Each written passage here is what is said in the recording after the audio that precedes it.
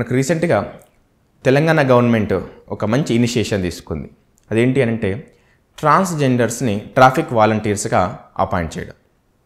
మనకు చూస్తే transgenders life చాలా మిజరబుల్గా ఉంటుంది. మేబీ బెగ్గింగ్ కావచ్చు, ట్రాఫికింగ్ కావచ్చు, సెక్సువల్ వయలేషన్ కావచ్చు, ఇంకేదైనా అవ్వచ్చు. సో అలాంటి ట్రాన్స్జెండర్స్ కోసం మనకు ఆల్రెడీ కొన్ని గవర్నమెంట్ స్కీమ్స్ అండ్ ప్రోగ్రామ్స్ ఉన్నాయి. మనకు 2019లో చూస్తే ట్రాన్స్జెండర్స్ యాక్ట్ పాస్ చేయడం జరిగింది for protection of the rights. తర్వాత తెలంగాణ గవర్నమెంట్ ప్రీవియస్ గవర్నమెంట్ కూడా స్మైల్ అనే ఒక ప్రోగ్రామ్ని కూడా తీసుకురావడం జరిగింది ఫర్ దేర్ వెల్ బీయింగ్.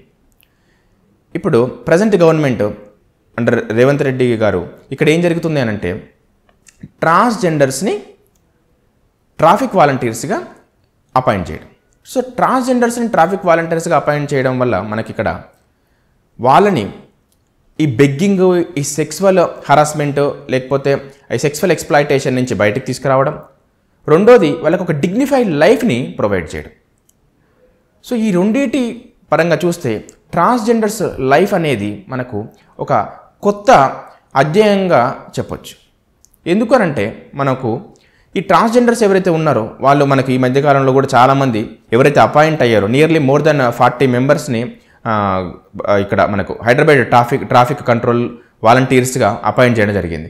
వాళ్ళ అనుభవాలు, వాళ్ళ యొక్క ఏదైతే ఉందో దీన్ని అపాయింట్ చేయడం వల్ల వాళ్ళకు ఏదైతే బెనిఫిట్ అవుతుందో వాళ్ళు చెప్పిన దాన్ని బట్టి చూస్తే నిజంగా ఒక గొప్ప ఇనిషియేషన్ అని చెప్పొచ్చు.